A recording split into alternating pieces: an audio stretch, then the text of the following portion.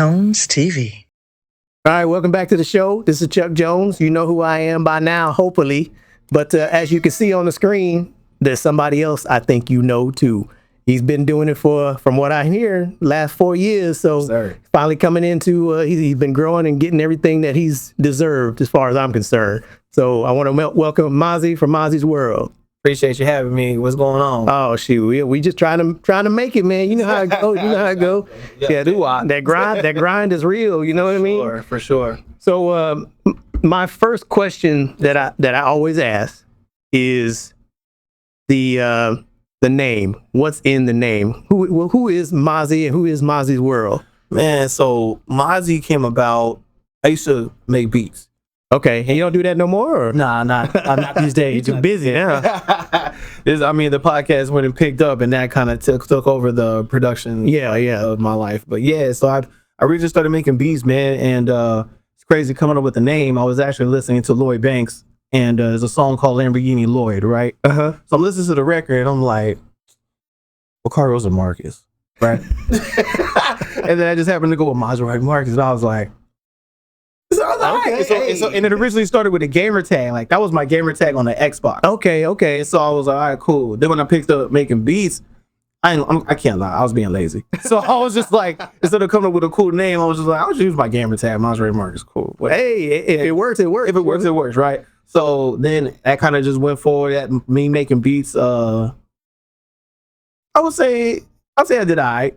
I did all right myself, you know. Yeah. Came across a couple of names, and of course, you know, there was just, you know, ups and downs and that. You know what I mean? So then when this picked up with the podcast, I was just like, instead of Maserati Marcus, let's just cut it short to Mazi, and then Mazi's World. It's my world, yeah. You know what I'm saying? And then I grew up watching Bobby's World, cartoon, so it was kind of like play on that. Yeah. So it's like, let's try that. And then here we are 4 years later. Oh, that's what's up, man. Yes, sir. And we glad you're here. And before I move on, I do want to say I'm glad you were able to take some time out to come see us, because I know how busy it is. So no, for sure. And I checked out your content, man, and what y'all is doing is dope over here, man. I appreciate that. Yeah, salute to y'all. And I kind of feel like we're in a separate niche.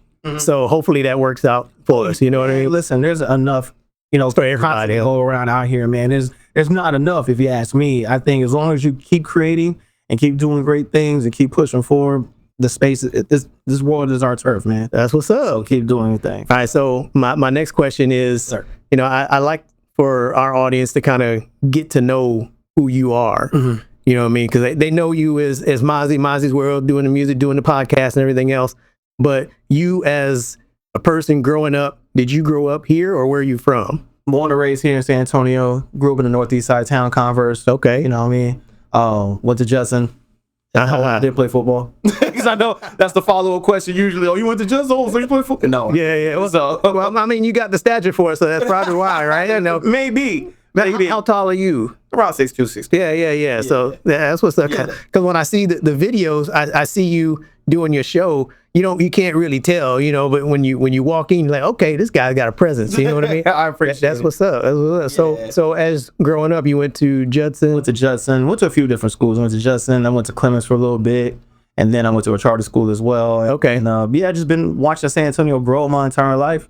And a father, husband, brother, you know, and I just my best capabilities in life. Do you have siblings? Yeah, I have an older sister. Oh, okay. She went to Judson as well. So yeah, growing up and seeing her friends, and now little Marcus grew up, you know, now the man in the city, I guess. You know, they always give me a hard time, but it's all love at the end of the day. I just can't believe that, you know, the little brother growing up in, you know, the small town of Converse, is doing a podcast and is doing actually job with someone with it. Yeah, and doing a pretty good job doing it. So. Yeah, and everybody's. I'm sure they're all like, come on, little Mazi. You know, I see him on there. Oh yeah, for sure. Yeah, and then now they call instead of calling me Mom, the girl, they're like, oh Mazi, what's up, Mazi? And I'm like, chill out. You knew me when I was yay high, but see, to you, you're like, okay, I made it. You know, sure. They actually calling me by the name that got me, you know, the recognition. Right, so that's good. Right. So as far as like when you do your show, as when you're getting your guests on, it's not just you on the show, right? Do you have someone that's doing your engineering and all that? I got my guy Skrillz, and I know he's here in spirit. You know. Okay. He usually helps me as far as the process of getting people on the show and who we think we should talk to, okay, who should not talk to. You know what I mean? And yeah, it's not just me. If it was up to me, I would have been more people on the show. If it was up to him, I'm sure there'd be other people on the different yell. But yeah, it's a voting committee, including my wife as well. She's a part of the process. Okay. Selecting guests. So yeah, it's a really, really family oriented. That's what's up on this side for sure. Yeah, and you don't really see that. I mean, maybe it's happening, but you really don't see like the family element to a lot of the stuff that's behind the scenes. You know. Yeah. And then okay, so when you're doing your show, do you have?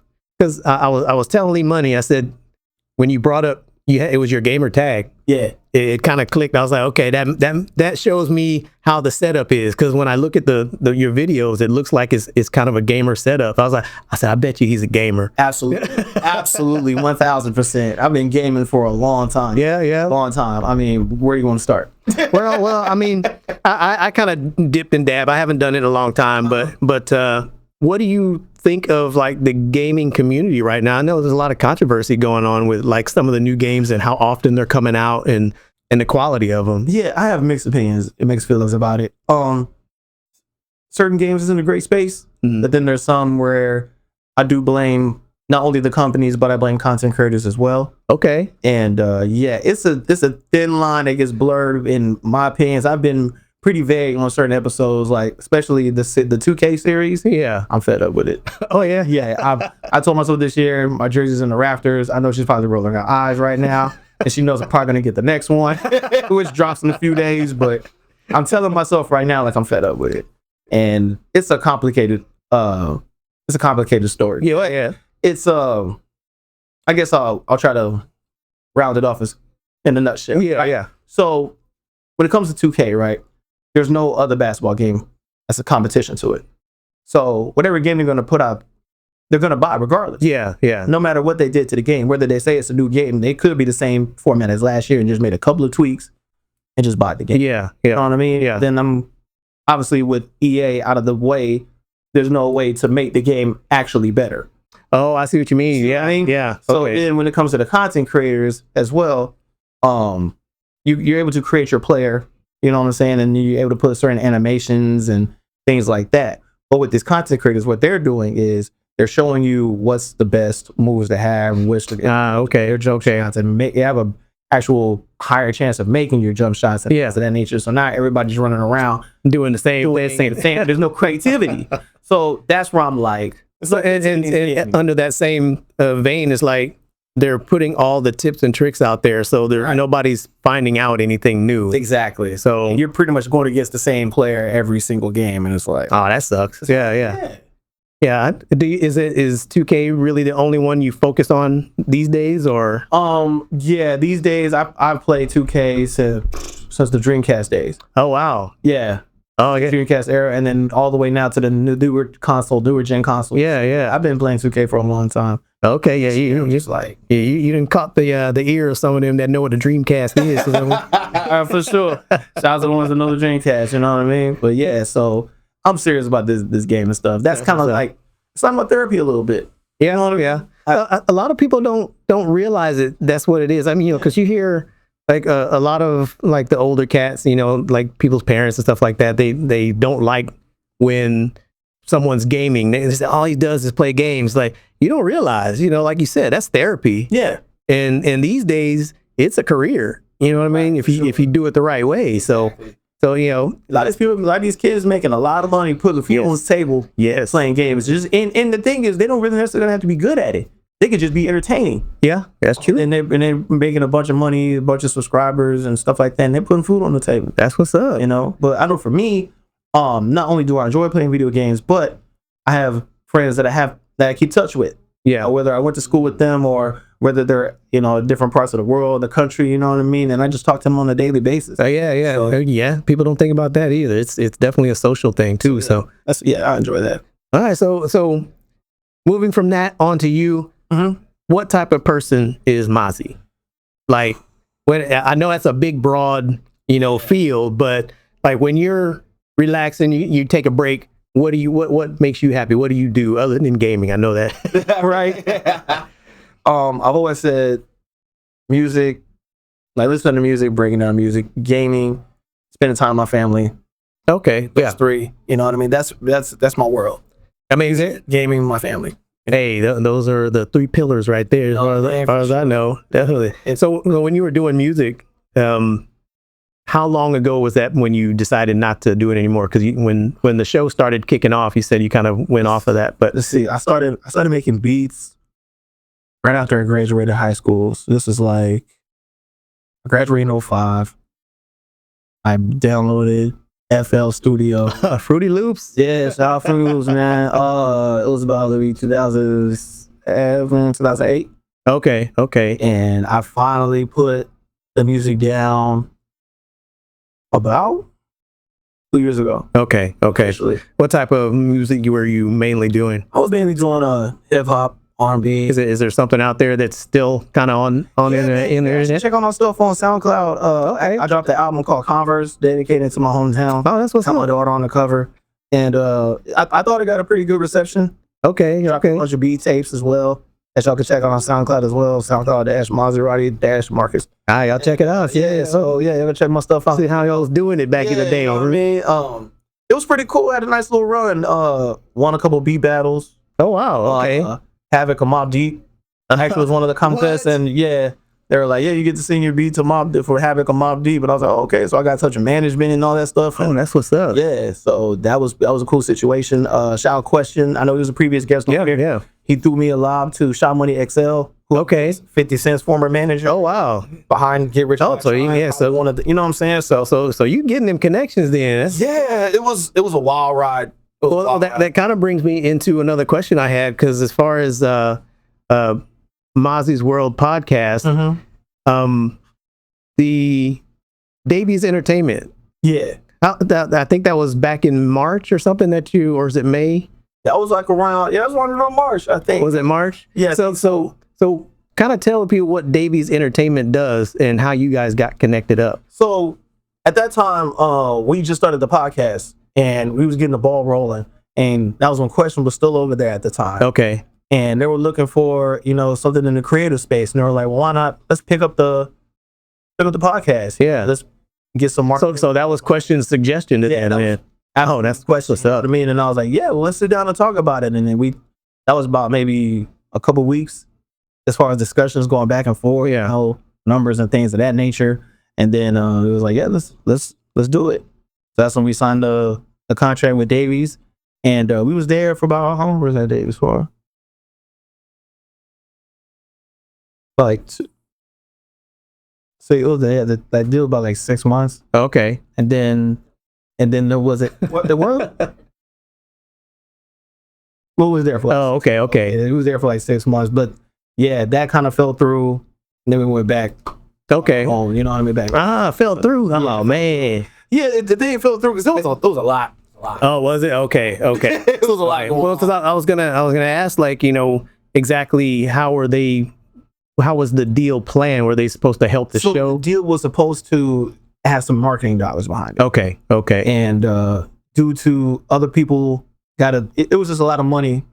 Hands in a jar. You know what I mean? Yep, I know exactly. So, and then once everything it gets to a point where you're like, okay, it's too much. Yeah, it's too much. And then people started like kind of making their way out, making their exit. Okay. And so when Q left, that's when we were like, okay, we're here because of you. We brought us on, so yeah, we out the door as well. So yeah, that's exactly what happened. Okay. Yeah. So do you have any? You don't have to answer it, but I mean, do you have anything else that's out there in the future that you're working towards as far as marketing or anything like that? Really just with us. You know what I'm saying? It's just us putting our head down, grinding, and trying to, market the way we were supposed to. Like, if they hadn't come in the picture, then it's still on us. Okay. So it's, at the end of the day, it's like, yeah, it's still on us. But like you said, put your head back down and just keep grinding. Right. Whether it's them, marketing for us or us, we're gonna put in the work regardless. That's what's up. Yeah. It's always been us. You know what I mean? Okay. So as far as Mazi's World podcast, format wise, I noticed you have like different I won't say sections, but different type of playlists on your YouTube, like the Just Rap series. Yeah. What exactly is that? So Just Rap was pretty much my goal of trying to bring back Rap City with the Basement. Okay. I feel like it was my mission to try to bring that back. I feel like that was such an essence of us growing up that's missing to this day. Yeah, there's a lot. Yeah. Because if we're being honest, like a lot of you can't rap out here. You know what I'm saying? A lot of people don't have the bars like the guys, the legends that came before us. That's true. That's true. Where some of them are trying to make their name. You know, there's some that have talent out here, but for the majority, yeah, there's like right. And I feel like if Rap City had never touched San Antonio, what could possibly do it? Yeah, I feel like with that, I told him, giving that idea to Skrillz, who was like, yeah, let's do it. Okay, let's try it. Yeah. So when I brought up Just Rap, we're working on season 4 right now. Okay. The ones beforehand, the season of AJ Stacks, Taiwan, Kai Fiend. Taiwan, I ain't heard that name in so long. Man. Oh man, listen, you talking about the first one that season 1? That one took off. Yeah, its numbers took flight. It's out of there. You know what I mean? I think on TikTok he did like what, 1 million something views on TikTok. Wow. Okay. Yeah. Channel was like, you know, like maybe like 700,000 or something like that. Yeah. It's his went crazy.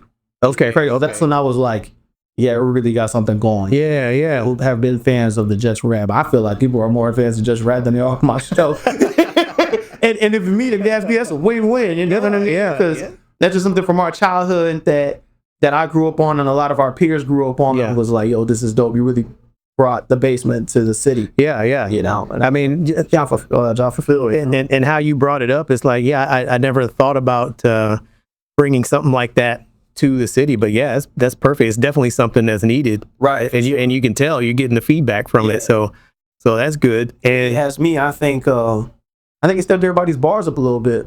Oh, once they see people's episodes and they're like, oh, and yeah, you know what I mean. In order for me to get on there, I gotta step my game up. Yeah, yeah. You know? And you know, if they're really about perfecting their craft, they can see at the level. It's like, okay, I'm not there yet.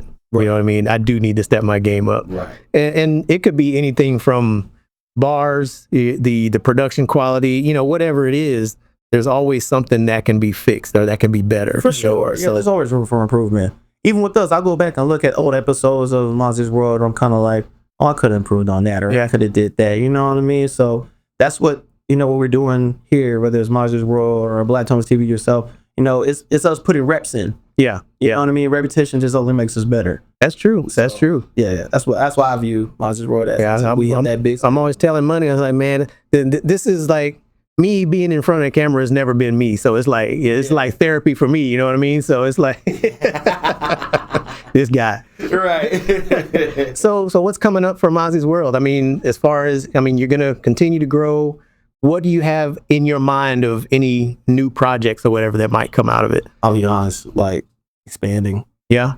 Yeah. When you say expanding, you're thinking like just broaden the reach. And getting, because the good thing about podcasts and internet is worldwide already, right? Yeah. So it's just a matter of getting more eyes on on the product, and then even going out of state to talk to people outside the city. Yeah. Yeah.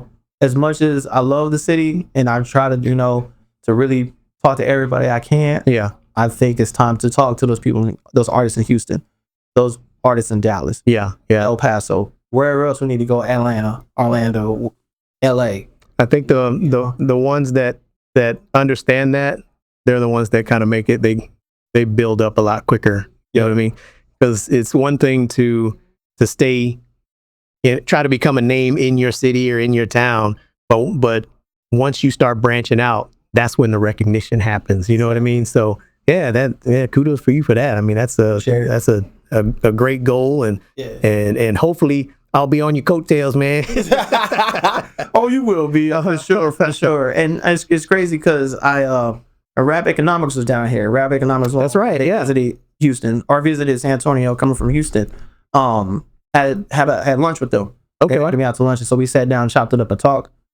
And part of the conversation was like, yo, we looked at your YouTube channel and everything. Everything looks great. It's time for you to expand up. Oh, okay. So when they told me, yeah, that was kind of like, and we've already had that conversation on the side between Skrillz and wifey and myself. You know, we was kind of like, yeah, I think it's time to travel. But then when those guys told me, yeah, hey, time to hit the road. That's what's up. Say, hey, you'd be a fool not to. You know what I mean? Especially when they do it. Yeah. You know what I mean? They, you know, coming from Houston, just hitting I-10 and, you know, getting the love that they had out here. Yeah. Like, it was a big deal when they came out here. So I was like, nah, that's dope. What they're doing is dope. Yeah. So I said to them guys, like, yo, when we pull up to Houston, hopefully, you know, top it up with them, we get that same, you know, reciprocation and talk to some of the artists up there. Yeah. Yeah. In the H, you know what I mean? So I think when I first heard rap economics, because it was my first time hearing it, you know, because I just recently moved back into town. So, so when I heard that, my first thought was like, well, what is that? You know, and then when I finally started seeing it, I was like, okay, yeah, that's the lick right there. You know what I mean? And how long have they been doing it? Do you know? It's crazy. The same amount of time we have. Really? 5 years. Oh, wow. They got like a year up on us. Yeah. But they have way more content out. Oh, well, that's what's up. Way more content. I wonder if that's due to maybe a different team style that they have, or because with you it's Skrillz, your family business, right? I wonder if rap economics, they have a lot more people involved. They do have a team involved, but also the content that they put out is okay. Because while they have some interviews, a lot of it is more of the freestyle stuff. Okay. So the freestyle stuff kind of goes out a lot more quicker. Yeah. Than it does the interviews and sit down and stuff like that, because that takes more time to edit. Yeah. And put out. You know what I mean? Versus a freestyle, someone will go on there and get some bars on. And you put that out right then and there. Yeah. You know what I mean? Yeah. And that's it. And they also do the live streams as well. Yeah. More content on top of that. You know what I mean? So yeah. But you do your show. Are you live streaming? Do you do live stream as well? Yeah. Okay. So that's more videos and content coming out on top of the podcast and on top of just rap. So what platforms are you live streaming on? All of them? So we are on YouTube, Facebook, and Twitch. Okay. Yes. Okay. Yeah. And we're eventually gonna get on TikTok, but yeah, that's still in the works. Yeah. Well, is it more of a ordeal to get on TikTok? So with TikTok, it's crazy because the studio that we use to hit all three, yeah, we can go on TikTok, we just can't see the chat.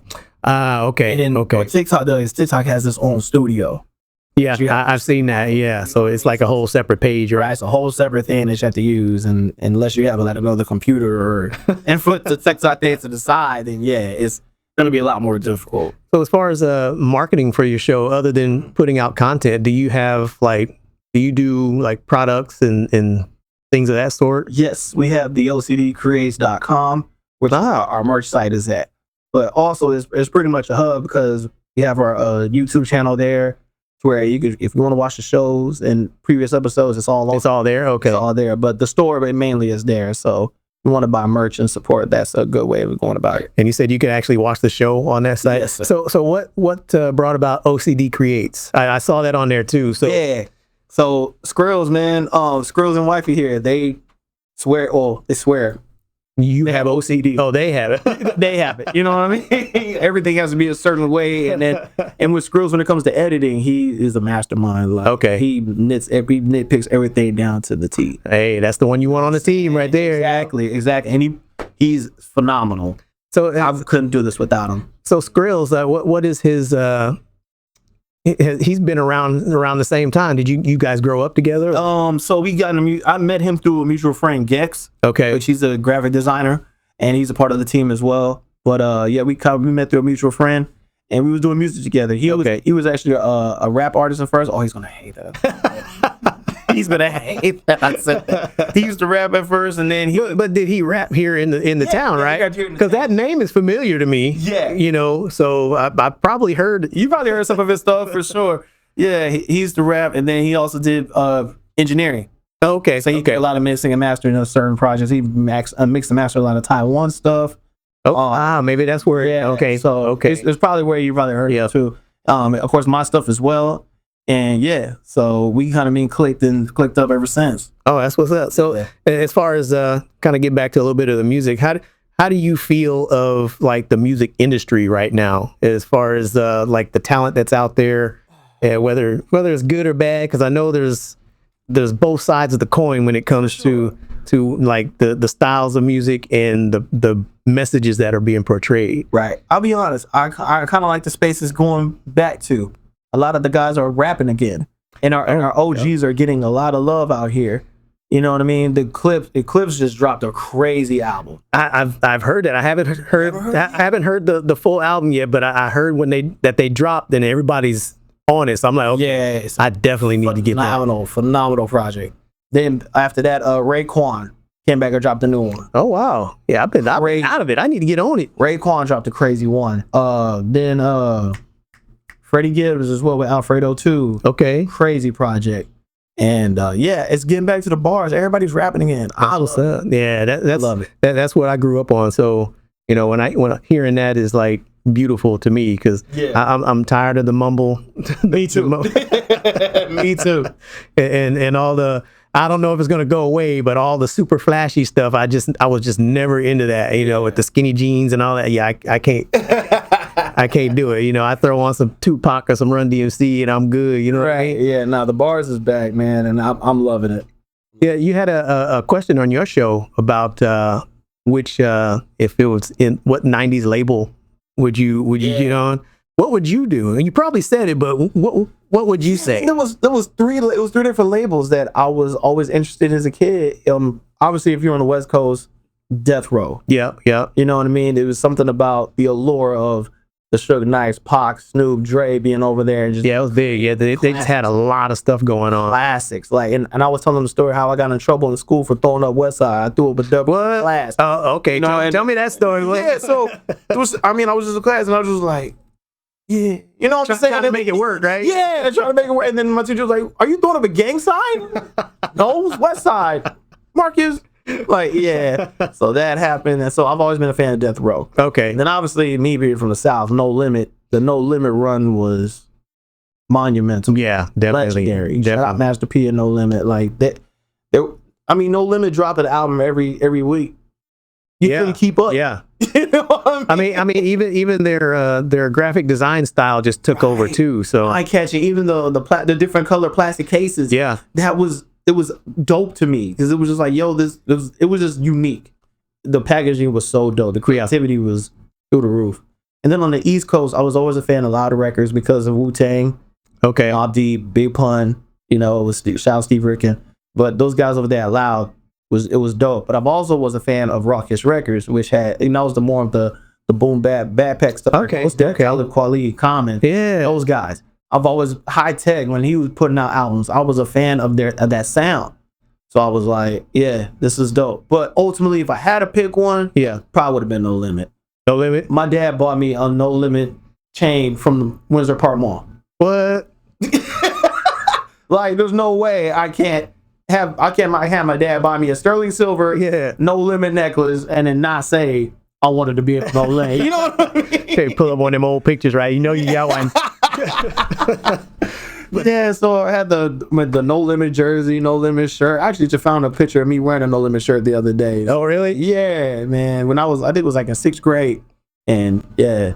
Oh, man, you bring up Windsor Mall, man. Park Mall. That take you back right there, too. Yeah. So I was there at the hanging out at the arcades and Chick-fil-A on that floor. So as far as other than the music that's out there right now, sports wise, who do you follow? The Lakers.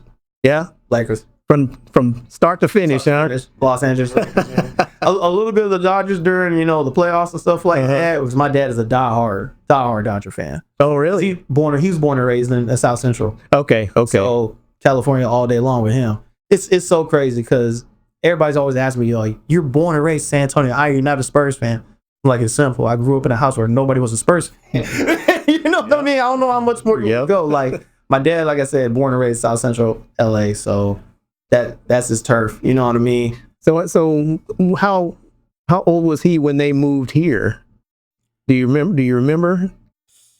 He was probably, I know he was just getting ready to go to college. Okay. Getting ready to go to college, and that's where he met my mom. That made sure that St. Phil's. Oh, okay. Yeah. Okay. Yeah. And so he decided to come here and then just bring that South Central mentality with him. Yeah, for sure. For sure. Yeah, I run into some people that are, from Oakland and South Central, those areas. They're a different breed, definitely. Definitely. Definitely, for sure. Did any of that rub off on you, or? A little bit. Yeah. I kind of see it now. Yeah. Thinking about it, yeah, I can see it a little bit. So, somebody else may say, you sound like you. Yeah, like have a little that, or I just move different. Yeah. You know what I mean? I move a little different versus a lot of different people. I just maybe that's what it is. Okay. Okay. I've always noticed I moved to my own beat of the drum. Yeah. I have my own beat, but other than that, I just never really realized it until now. I guess like that's funny. Were you growing up? Were you a loner, or did you have like a lot of friends? Are you one of the popular people in school? It's funny. Like it may seem like I was popular, but I hung out with popular kids. But me myself, I don't think I was that popular. No. I just hung out with a lot of the athletes and stuff like that. Okay. Me by myself, like nah. Like once I got out of school, it was just me and the homies from my neighborhood. Oh, okay. You know what I mean? And when it came to school, I was just I guess I was just cool with everybody. I was saying popular, but I was cool with a lot of people. But see, that's how the popular people are. Yes.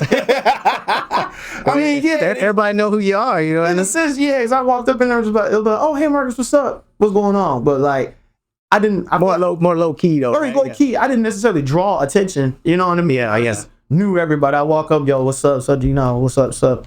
And sat at the table with my, food. Yeah. So you didn't do any sports while you were in school? Basketball. Okay. Okay. Yeah, basketball. I tried football, but quit in middle school. Well, I'm first day of practice, I quit. I'm thinking, like when you're doing football, middle school, I mean, everybody's just super skinny, right? Right. So it's like, and once you start getting into like high school and everything else, when they try to push you to bulk up, right? If they tell you hit the weight room. Yeah. It's a different beast, definitely. Absolutely. But that's just something you never wanted to follow. Not really. I just wanted to hoop, and the day was like the people that I idolized. Iverson, Kobe, KG. Yeah.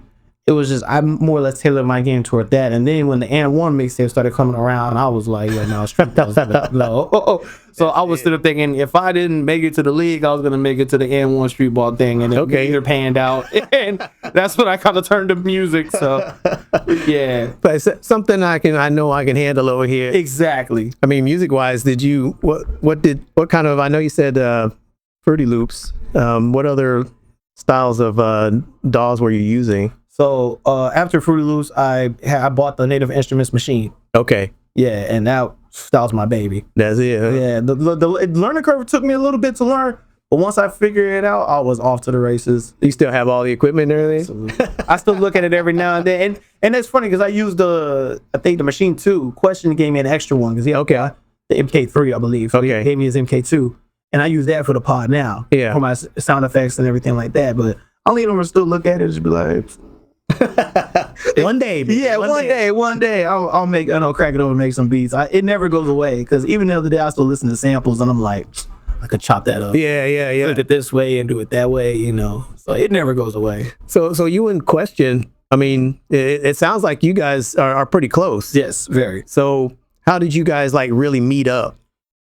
It's funny because we were talking the other day. The first time I met him was at an NBA Live 09 tournament. Okay. At the Cowboys Dance Hall when Tony Parker was on the cover.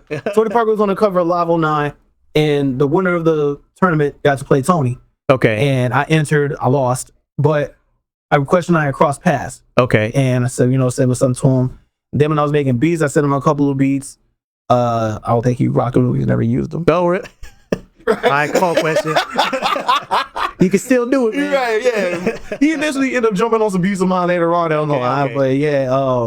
And then after that, we kind of just kept in touch, and we just built a brotherly bond. Yeah. And that's my guy. I mean, me and him. I mean, we've crossed paths a couple of times, but we never got to a point where we really hung out because I skipped town and everything else. But yeah. I mean, that's like one of the realest guys I know for sure. I mean, just from the short time that or the few times that I've run into him. So. Yeah. So he definitely seems to be the type that will keep in touch with his people, And he knows a lot too, anything. Yeah. You just ask him to have a question. He 9 times out of 10 he knows the answer, or he'll get back to you. Yeah. You know what I mean? Yeah. Then figure it out for you. But he's definitely got some projects coming up too that we're gonna get him back in here for a different talk, but definitely so. And I had a question, and we were talking about that, and it left my mind, but. back to your show, do you have a guest that you would like what's your top 10 or let's say top 3 people that you would love to get on your show? Lloyd Banks is one.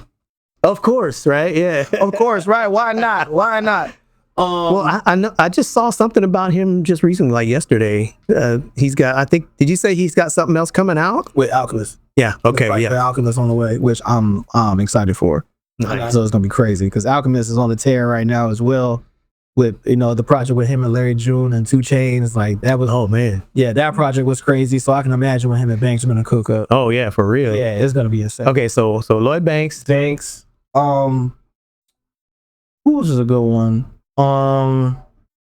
Actually, there's one R&B girl that I've discovered.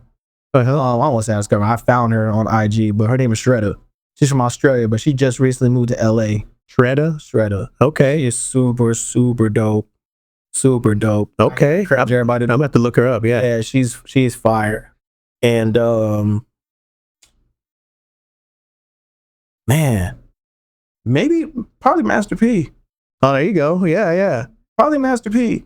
That's the one right there. Like, I've seen the documentaries, of work ethic and everything, and I kind of just want to really get to the nitty gritty. Like, what you want to pick his brain, get some of that info, right? That, from what I hear, like from what KLC, Beats by the Pound, El production crew, it seemed like it was just 24 hours of just work, and I want to know, like, how was that atmosphere when they were in there doing that? It was like a madhouse because it seemed like they were just constantly working on beats, and then the revolving door of just artists coming in and just laying their verses down. Yeah. Coming in, laying their verses down and leaving. And that's when the albums that were coming out every week, it was nonstop. But that's why the industry is the way it is, because the 360 deals are out was because of him, solely because of P.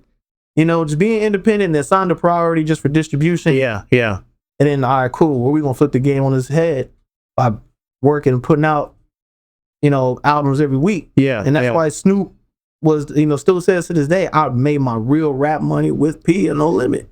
You know what? I forgot he was with them for a while. Yeah. Ways to be sold, not to be told. That was his first album with them. I bought it. I bought it. It was the blue cover and it was in front of the mansion. Yeah. So the format of your show, it sounds like, I mean, I know you deal with some music and sports, and are you more of an open topic? So like, do you talk about just about anything, or do you have specific topics? Yeah, a little bit about everything. I think if it's dope or interesting to talk about, I'm down to talk about. Yeah, for sure. And if somebody wanted to kind of reach out to you, mainly just online? Yeah, they can hit me on Mazis World Official on Instagram, or you can email me at theocdcreates@gmail.com. Okay. Yeah. Good deal. Got any questions you want to ask them? Leave money sleep over here. Nah, I'm just intrigued because I didn't know I didn't know you like using the music like that. So that's pretty interesting. Music's my life, man. Like it's definitely been the soundtrack to my life growing up. It's kind of funny how like a lot of people like yourself, me included, like, I mean, we start off music, and I was doing production back in '94. Yeah, you know what I mean. So I see. I've been in and out of equipment over the years. It's crazy. I finally got to the point where I was like, okay, I'm gonna get rid of all that. So I just got my Roland here and a couple of guitars and a ukulele. That's all I use, because I can do everything I need to do. Nice. But I noticed that the people that are into like music production and things like that, they kind of branch out to different things. So I mean, I think they have the mind for it. Yeah, I think it is a creative thing. It's just something about evolving, I guess. Yeah. You know what I mean? Because, whether it's music production, trying to evolve your sound, I feel like you also try to evolve as a person. Yeah. And what else can you do? Yeah. I just had Armando recently. Armando from, he's a creative here in San Antonio. And we were just talking about evolving as a creative. Okay. Whether it's, him being an artist, doing one thing, a painting, and then being like, I like this mosaic style where he made a Wimby painting, but literally of just broken pieces of basketball. Wow. Yeah. It's insane. Yeah. And it came out incredible. And you remember the S's that we used to draw, like the diamond S? Yeah. He ended up making one, and he made a pottery project out of it. Oh, wow. So where you put like dirt and so where you can make plants and place it inside the S. That's creativity right there, man. So I just feel like to reach across the different genres of creativity, yeah. And just expanding your boundaries. Yeah. You know, and I felt like I kind of did the same thing. Like music is cool and it'll forever will always be a part of me. Okay. But yeah. I felt like let's try this podcasting thing. Yeah. But, you know, but, it's always like you said, it's all a part of you. So it has a certain level of influence in whatever you do too. So yeah, because I mean, I as watching the show, I hear through the transitions and stuff. There, you have the music and everything that transitions through. So I'm like, man, just the quality of the show is awesome, and I think that's definitely a testament to what you guys are doing. So appreciate it. Thank you. Now, a lot of people don't like going into this arena, but are you at all involved in any of worldly politics and stuff like that? You have opinions on kind of what's going on out there? A little bit, not too much. I just know I feel like we're living in the Twilight Zone.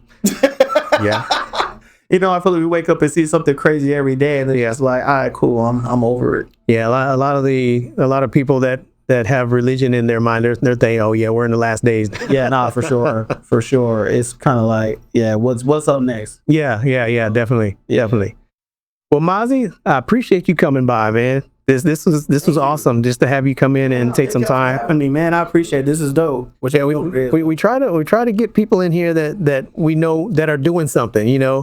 I kind of think of myself as maybe other people might have a different opinion, like the podcast for the podcasters. You know what I mean? So I want to get into your mind and figure out kind of how you work and how you do your business. So man, I appreciate you having me. Thank you so much. Awesome. I appreciate you coming by, man. All right, I'm Chuck Jones. That's Mazi. This is BlaakTones TV. Yes, sir. I'll check in. Peace.